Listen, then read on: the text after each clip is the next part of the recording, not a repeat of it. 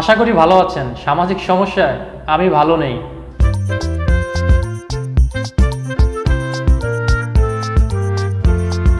সামাজিকীকরণ হলো একটি জীবনব্যাপী প্রক্রিয়া।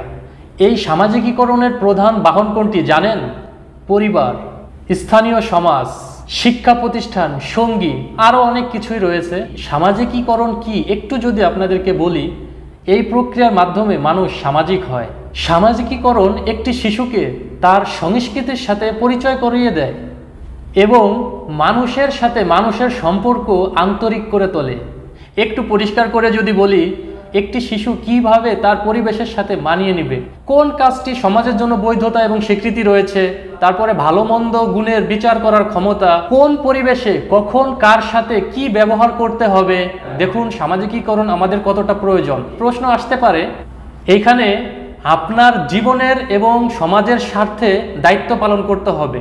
আপনার প্রতিবেশী আপনার মতো পরিবার গঠন না করলে তাদের খারাপ জীবন বেড়ে ওঠার প্রভাব আপনাকে টুডে অ্যান্ড টুমোরো এর ফল ভোগ করতে হবে।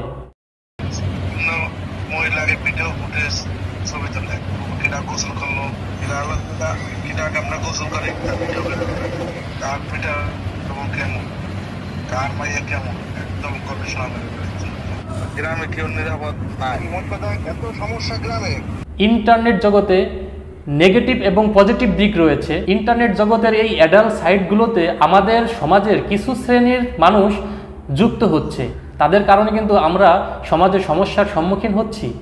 এই খারাপ মানুষগুলো কিছু আপত্তিকর কাজ ঘটাচ্ছে।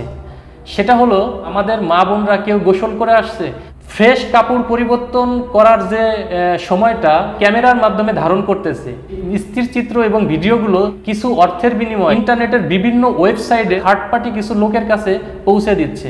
যে লোকের ছবি বা চিত্র ধারণ করছেন, মানসিক এবং সামাজিক জীবন তো তার ধ্বংসের মুখে চলে যাবে। আমাদের কি উচিত এই ধরনের খারাপ কাজ করার মাধ্যমে কিছু অর্থ উপার্জন করে একটা মানুষের জীবন ধ্বংসের মুখে ফেলে দেয়া? কোনো বাবা মা যদি ওইরকম ছেলে মেয়েকে মানুষ করতে না পারে, তাহলে ছেলে মেয়ে জন্ম দিয়ে লাভ নেই। এছাড়াও দেখবেন, ঘনিষ্ঠভাবে কোনো ফোন আলাপ থাকলে বিভিন্ন মাধ্যমে শুনতে পাই, কিছু লোক এই জিনিসটাকে ব্যবহার করে তারা তাদের স্বার্থ লুটতেছে, যার কারণে আমাদের সমাজে কিন্তু সামাজিকভাবে জীবনযাপন করতে তার সমস্যার সম্মুখীন হচ্ছে। তাহলে একজন বাবা তার মেয়েকে নিয়ে এই সমাজে কতটুকু নিরাপদ? Drop A comment please. একজন ভাই তার মা বোনকে নিয়ে কতটুকু নিরাপদ? একজন স্বামী তার স্ত্রী সন্তানকে নিয়ে কতটুকু নিরাপদ?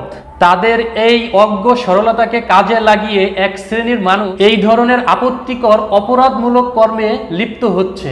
আমরা যারা পারি তাদেরকে একটু সচেতন করি, কেন দায়িত্ব পালন করা উচিত এবার বুঝতে পারছেন তো? আজকে এ পর্যন্তই। আল্লাহ হাফেজ।